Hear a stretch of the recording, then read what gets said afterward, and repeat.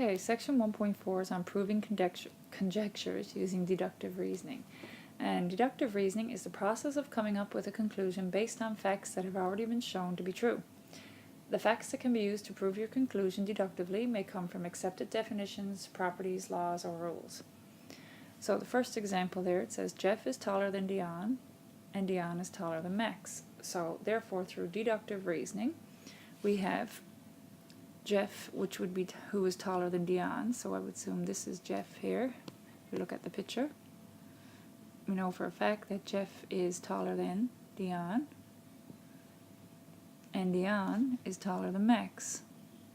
So through deductive reasoning, there's a couple of conclusions we can make, but we can conclude, one of the conclusions that we can make is that Jeff has to be taller than Max as well.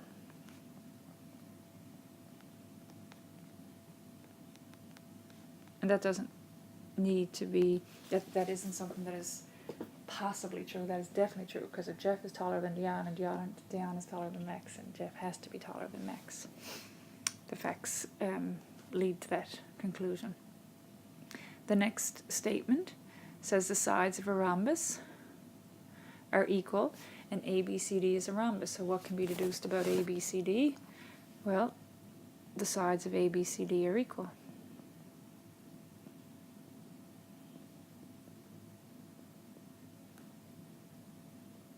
And again, that's because we know for a fact that the sides of a rhombus are equal. So if ABCD is a rhombus, then its sides has to be equal. Its sides have to be equal. All right, the next type of deductive reasoning we're going to do, well, we're going to start with inductive, but we're going to, on the next page, do the deductive reasoning. But this here is a typical type of example you could be asked, where you're given a series of instructions and you just do a test case, pick different numbers, usually it's numbers that we deal with, and you pick numbers and follow those instructions and see if you can come up with a rule, and then we'll show you how you can prove that rule deductively.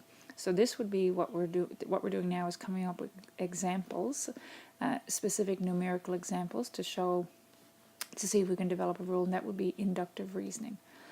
So choose a number less than 10, doesn't matter which one, so I'm just going to pick 2, add 7, that's going to be 9, multiply by 2, that's going to be 9 times 2 is 18, subtract the original number, so 18 take away 2 is 16, and then subtract 2, which again is going to be 14, and then subtract the original number, 14 take away 2 is 12. So can't really see what the rule is there, but let's check another number. So if we take another number that's less than 10, like 5, if we add 7 to it, we get 12. We multiply by 2, we get 24. We subtract the original number, so if 24 take away 5 is 19. And then we subtract 2, that gives us 17. And then we subtract the original number, we get 12 again. So let's try a different number now, and let's say we'll go with 7. So add 7, we're going to get 14. Multiply by 2, we're going to get 28. Subtract the original number, so 28 take away 7 is 21. Subtract 2 is going to give you 19. And then if you subtract 7, you will get 12. So if we had to come up with a conjecture, I would guess that the answer will always be 12 when you follow these steps.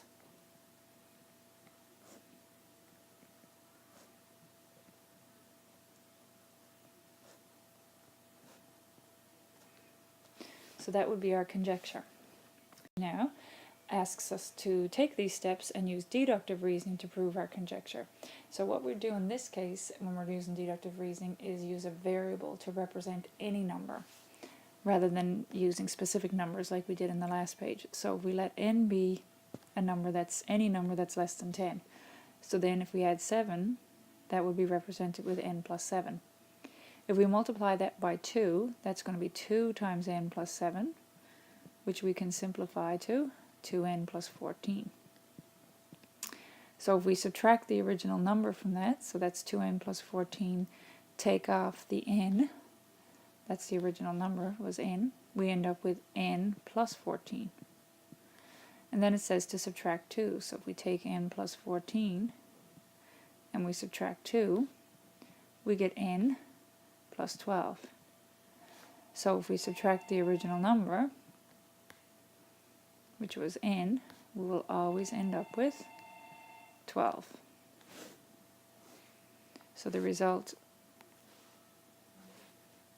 so following these steps, the answer to these instructions will always be 12.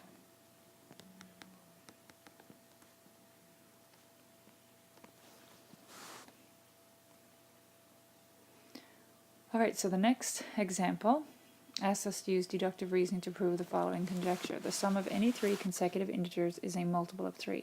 So when we're asked to do something like this, if you're using deductive reasoning, you have to use kind of general cases to represent any numbers that fit this this instruction or whatever. So you can't use specific values because then you're only proving it for that particular value. So when you're talking about consecutive integers, you would say if I let n be the first integer, then n plus 1 would be the next consecutive integer, n plus another 1, or n plus 2, right? Because n, for example, if n was 5, then 5 plus 1 would be 6, and 5 plus 2 would be 7. So that would yield your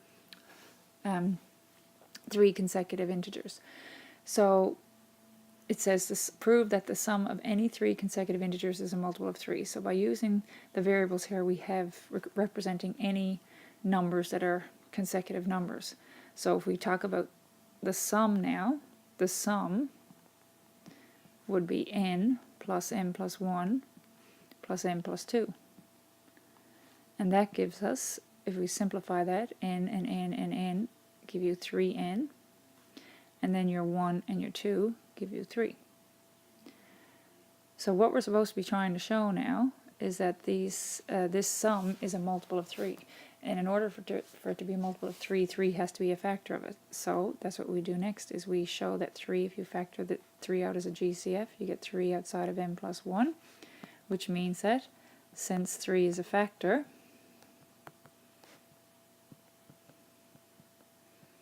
of the sum, then it is a multiple of 3.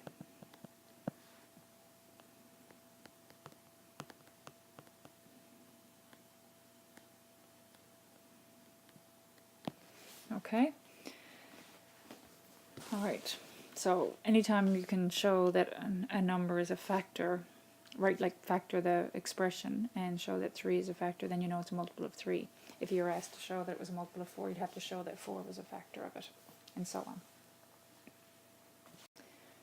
Right, when considering statements which involve odd or even numbers, it's helpful to use 2n to represent even numbers, because every even number is divisible by 2. So if you put, instead of just saying n, where that doesn't necessarily mean it's even, but by putting 2n in there, you know that that would represent an even number, because every even number has 2 as a factor.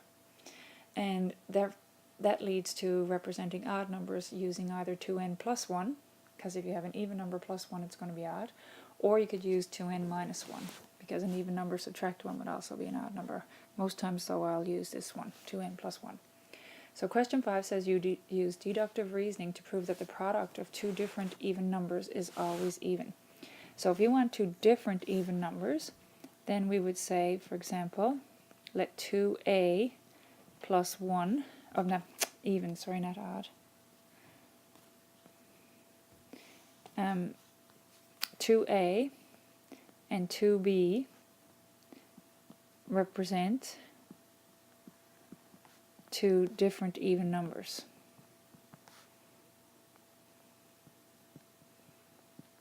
Okay, so now this statement asks us to prove that the product of two different even numbers, so the product would be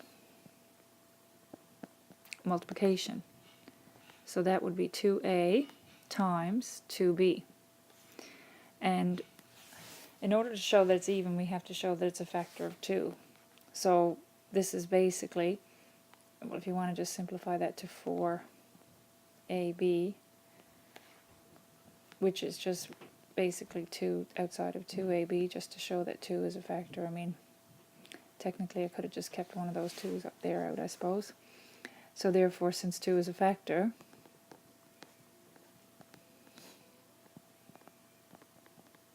the product is even.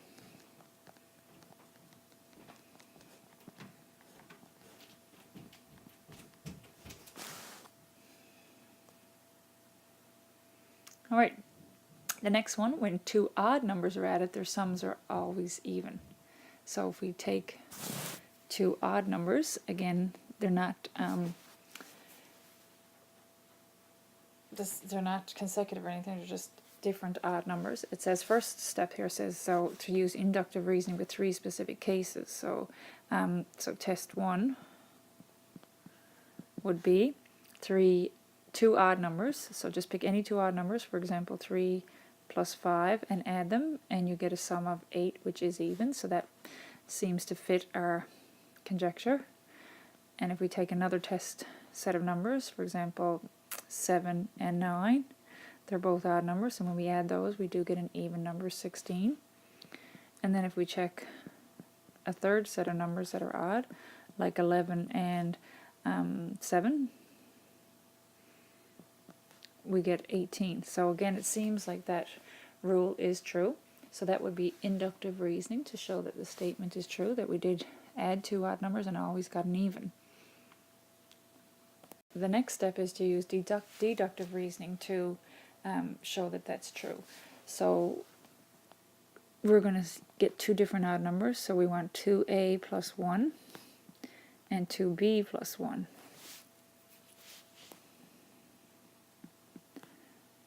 So let 2a plus 1, 2b plus 1, let 2a plus 1 and 2b plus 1 represent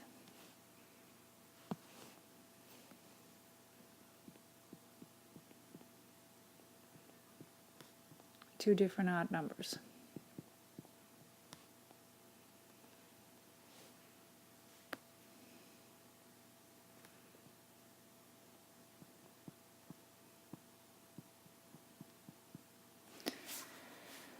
So if we took the sum of those two now, it would be 2a plus 1 plus 2b plus 1, and that would be 2a plus 2b plus 1 and 1 is 2.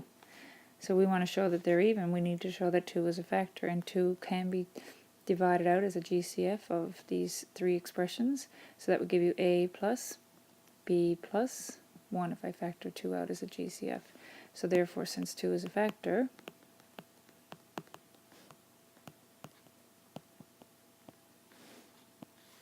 the sum is even.